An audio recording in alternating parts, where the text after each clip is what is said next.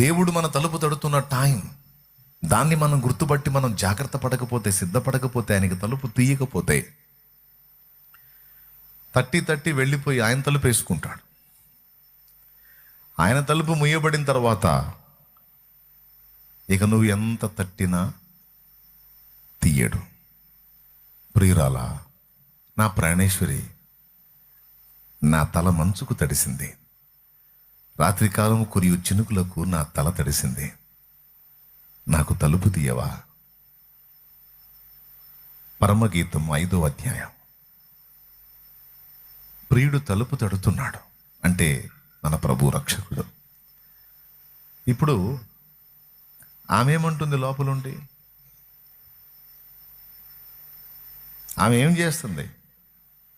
ఆమె తను కలిగి ఉన్న స్థితిని చూసుకొని అందులో మైమరచిపోతుంది.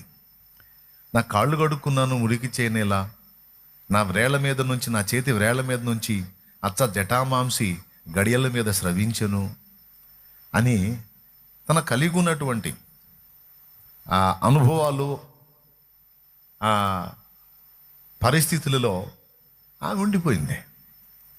బయట ఆయనేమో తన కండిషన్ చెప్పి తలుపు తీయమంటున్నాడు.